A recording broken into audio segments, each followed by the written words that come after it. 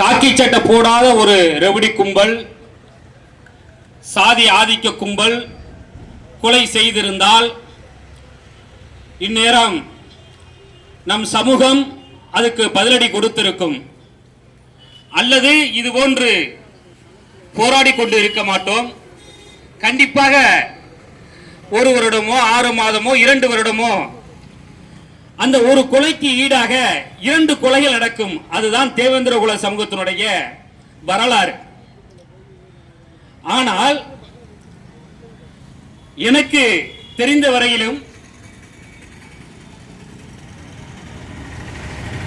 Akash deletion படுகொலை ஆகட்டும், சங்கரன் கோயிலிலே வேன் டிரைவர் முருகன் படுகொலையாகட்டும், முத்துமுனோ படுகொலையாகட்டும், சிங்காரம் படுகொலையாகட்டும், தாமிரபரணி படுகொலையாகட்டும், பரமக்குடி படுகொலையாகட்டும், காவல்துறை நம்மளை படுகொலை செய்த பொழுதெல்லாம் நாம் போராடி இருக்கிறோம்.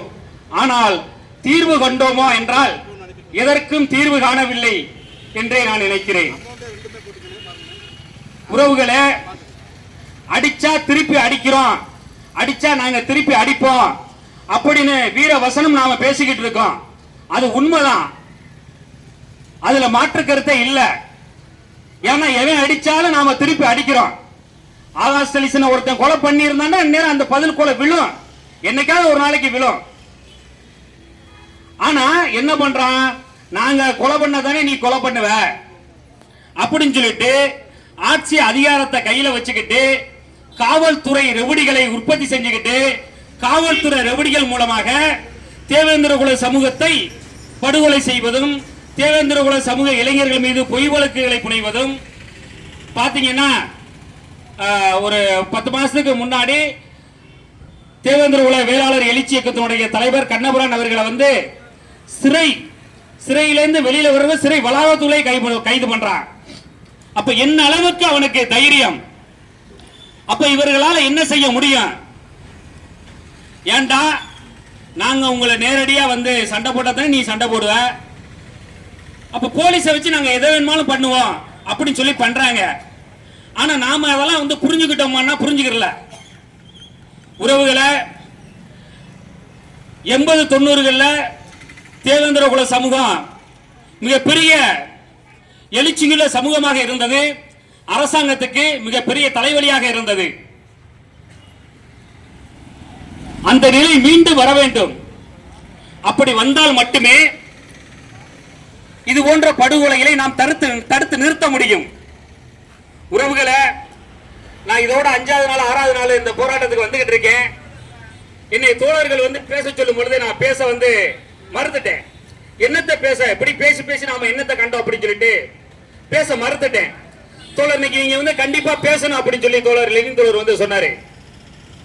உறவுகளே, ரொம்ப வேதனையாக இருக்கிறது, வெட்கமாக இருக்கிறது. உறவுகளே, நம்மளுடைய போராட்ட வடிவத்தை நாம மாத்தியே ஆகணும். எவன் வந்து அடிச்சாலும் அது வன்முறை தான், எந்த ஜாதிக்காரன் அடிச்சாலும் அது வன்முறை தான். எவன் நம்ம மேல வன்முறையை பிரயோகிச்சாலும் நம்மளை பாதுகாக்கிறதுக்கு நமக்கு உரிமை இருக்கு. என்னமோ போலீஸ் அடிச்சா மட்டும் அவன் அடிச்சா வாங்கிக்கிறோம்னு நம்ம நினைக்கிறான். ஏன் அவன் அடிச்சா நம்ம திருப்பி அடிக்க கூடாதா? அவனுக்கு அப்படி சட்டத்துல இடம் இருக்கா? உறவுகளே, அப்படியெல்லாம் ஒண்ணும் கிடையாது. எவன் அடித்தாலும் நாம் திருப்பி அடிக்க வேண்டும். போலீஸே அடிச்சாலும் திருப்பி தான் அடிக்கணும். இதுவரையில நாம போலீஸுக்கு எதிராக எதையுமே செய்யலங்க. அதனாலதான் படுகொலை பண்ணிக்கிட்டே இருக்கான். உறவுகளை, ஒவ்வொரு படுகொலையே நாம இதுதான் கடைசின்னு சொல்றோம். முத்துமுன படுகொலை செய்யப்பட்ட இந்த படுகொலை தான் கடைசியா இருக்கணும் சொல்றோம். சிங்காரம் படுகொலை செய்யப்பட்ட இதுதான் கடைசியா இருக்கட்டும் போராட்ட களங்கள்ல சொல்றோம். இதுல வேன் டிரைவர் முருகன் படுகொலையிலையும் அதான் சொல்றோம். ஆனா தீர்வு ஒண்ணுமே இல்ல. அப்ப என்ன பண்ண? அப்ப நாம வடிவத்தை மாத்தணும். அப்ப காக்கி சட்டை போடாதவன் நம்மளை அடிச்சா நாம என்ன பண்ணுவோமோ அந்த வேலையை காக்கி சட்டை செய்யும் பொழுது நாம செய்யணும். இல்லைன்னா நம்மளை நம்ம பாதுகாக்க முடியாது. உறவுகளே, உங்களை நான் கேட்டுக்கிறது என்னன்னா, இந்த புதிய அரசாங்கம் முக்கால்வாசி பேரை நம்ம நம்பிக்கிட்டு இருக்கோம். நான் நம்பல. உறவுகளை ஒரு தோழர் வந்து என்கிட்ட கேட்டுக்கிட்டு இருந்தாரு, ஆட்சி மாற்றம் வந்து விட்டது, இனிமே இங்க ஊழல் நடக்காது, இனிமே சாதி ஆதிக்கம் இருக்காது அப்படின்னு சொல்லி ரொம்ப சந்தோஷப்பட்டாரு. அப்ப நான் சொல்லுவேன், தோழரே அப்படியெல்லாம் ஒண்ணு நடக்காது.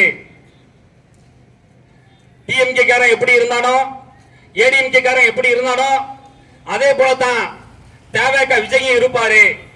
ஏன்னா அவர் கட்சியில யாரை சேர்த்து வச்சிருக்காரு?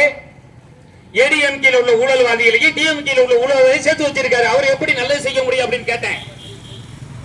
தோழர் அப்ப எப்படித்தான் ஆட்சிக்கு வர்றது? அவர் ஆட்சிக்கு வந்துட்டார்ல, இனிமே எல்லாரையும் கண்ட்ரோல் பண்ணுவார் அப்படின்னாரு. அப்ப நான் அவர்கிட்ட சொன்னேன், சரி தோழர், நான் நம்பல, ஆனா இந்த விஜய்க்கு தெரியும், விஜய்க்கு தெரியாமலாம் இல்ல, காதுக்கெல்லாம் போயிருக்கு, மானாமதுரையில இப்படி ஒரு சம்பவம் நடந்திருக்கு, காவல்துறை படுகொலை பண்ணிருக்கு அப்படின்னு போயிருக்கு.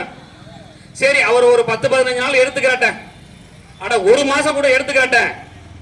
அவர் உண்மையிலேயே இந்த சாதிய ஆதிக்கத்தை எதிர்ப்பவராக இருந்தால் அவருடைய முதல் வேலை மானாமதுரையிலே தாவேக்காவை வெற்றி பெற செய்த இந்த மக்களுக்கு நன்றி கடனாக நியாயத்தோடு நேர்மையோடு இந்த போலீஸ்கார ரவுடிகள் மீது வழக்கு பதிந்து கைது செய்வார்.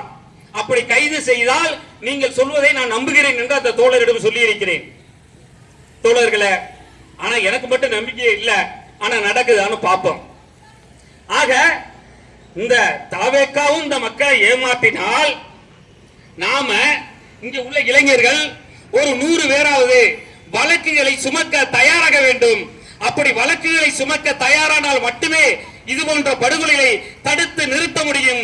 அப்படி வழக்குகளை இந்த மானாமதுரை ஆவாஸ் ஸ்டேஷனுக்காக எடுக்க வேண்டும் என்றால் அதை எடுப்பதற்கு சமூக சமத்துவ கூட்டமைப்பு இளைஞர்கள் தயாராக வருவோம் என்பதை கூறிக்கொண்டு வாய்ப்புக்கு நன்றி விடுகிறேன்.